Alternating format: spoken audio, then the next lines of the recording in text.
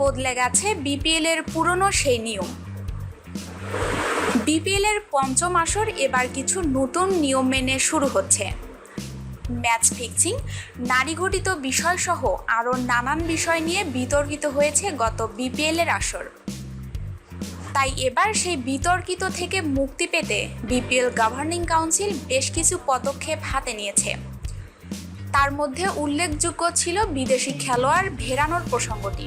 শুরু থেকেই কথা উঠেছিল এবারের বিপিএলে প্রতি ম্যাচে প্রত্যেক দল সর্বনিম্ন 3 এবং সর্বোচ্চ 5 জন খেলোয়াড়কে খেলাতে পারবে।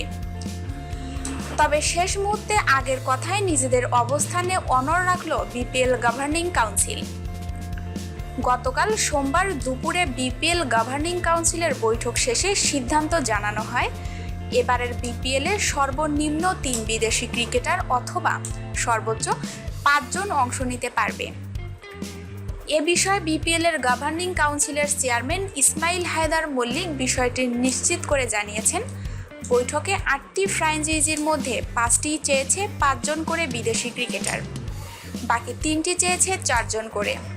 মেজরিটির ভিত্তিতে আমরা 5 জন বিদেশি খেলানোর পক্ষেই সিদ্ধান্ত নিয়েছি। অথচ গতকাল পর্যন্ত দেশের ক্রিকেটের স্বার্থে প্রতি দলে 4 বিদেশি ক্রিকেটারের পক্ষে কথা বলেছিল 4টি ফ্র্যাঞ্চাইজি, কিন্তু রাত পোহাতেই সিদ্ধান্ত বদলে ফেলেছে যে কোনো একটি ফ্র্যাঞ্চাইজি। এক সূত্র থেকে জানা যায় বিপিএল এর তৃতীয় আসরের চ্যাম্পিয়ন দল কুমিল্লা ভিক্টোরিয়ান্স রবিবার রাতে বিপিএল গভর্নিং কাউন্সিল বরাবর এক চিঠিতে 5 বিদেশি খেলানোর পক্ষে তাদের অবস্থান নিশ্চিত করেন। অথচ দলটি প্রথমে বাংলাদেশি ক্রিকেটদের স্বার্থে বিবেচনা করে 4 বিদেশি ক্রিকেটারে রাজি ছিল, কিন্তু ফ্র্যাঞ্চাইজিটির আচমকা সিদ্ধান্ত বদলে বিপিএল গভর্নিং কাউন্সিলকে সংখ্যাধিক্যের ভিত্তিতে নিয়ম পাল্টাতে ফেলতে হয়। প্রসঙ্গত প্রতিটি খেলায় সর্বনিম্ন 3 বিদেশি খেলোয়াড় ও সর্বোচ্চ 5 খেলোয়াড় খেলানো ছাড়াও বেশ কয়েকটি পরিবর্তন আনা হয়েছে। এক ঝলকে দেখে নিতে পারেন সেগুলো। দল বিপিএল এবার হবে 8 দলের। নতুন নামে ফিরে আসছে সিলেট। সুরমা সিক্সাক্স নামের এই দল ভেন্যু হিসাবে সিলেটকে চেয়েছিল। সিলেটকে ভেন্যু করা হবে কি না তা এখনও চূড়ান্ত হয়নি। আইকন বিপিএলে যেহেতু এবার একটি দল বাড়ছে, ফলে একজন বাড়বে আইকন খেলোয়াড়ও। নতুন আইকন খেলোয়াড় হয়েছেন মোস্তাফিজুর রহমান। আগের 7 আইকন ছিলেন সাকিব, মাশরাফি, মাহমুদুল্লাহ, মুশফিক, সৌম্য, সাব্বির ও তামিম। আইকনদের দলবদল, খেলোয়াড়রা নিজ নিজ দল বেছে নিতে পারবেন। লটারির মাধ্যমে তাদের পাওয়ার সুযোগ থাকছে না। অনেকে এরই মধ্যে ব্যক্তিগত আলোচনায় পুরনো দল থেকে গেছেন বা নতুন দল বেছে নিয়েছেন। 2-1 জনের কথাবার্তায় এখনও চলছে। বিদেশি খেলোয়াড় সংখ্যা বাড়ছে।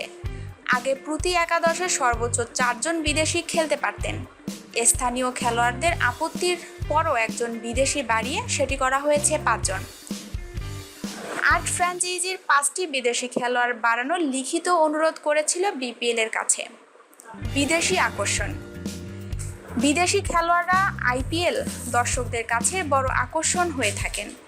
তাই একাদশে কমপক্ষে 3 জন বিদেশি খেলোয়াড় রাখতেই হবে, এমন নিয়ম করে দেওয়া হচ্ছে। দলগুলো খেলোয়াড় ড্রাফটের বাইরেও যে কোনো সময়ে যতজন খুশি বিদেশি খেলোয়াড়কে নিবন্ধন করাতে পারবে। খেলোয়াড় ড্রাফট সেপ্টেম্বরের মাঝামাঝি বিপিএল এর খেলোয়াড় ড্রাফট অনুষ্ঠিত হবে।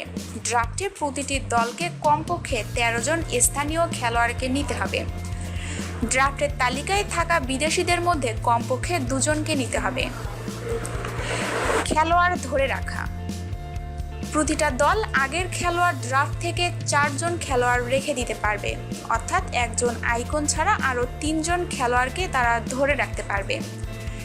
বাকি স্কোয়াড তৈরি হবে খেলোয়াড় ড্রাফট ও এর বাইরে বিদেশিদের সঙ্গে চুক্তি করে। আমাদের নিউজটি ভালো লাগলে নিউজটি অবশ্যই আপনার বন্ধুদের সাথে শেয়ার করবেন এবং স্পোর্টসের নিত্য নতুন নিউজ পেতে আমাদের চ্যানেলটিকে লাইক, কমেন্ট এবং সাবস্ক্রাইব করে আমাদের সঙ্গেই থাকবেন। ধন্যবাদ সবাইকে।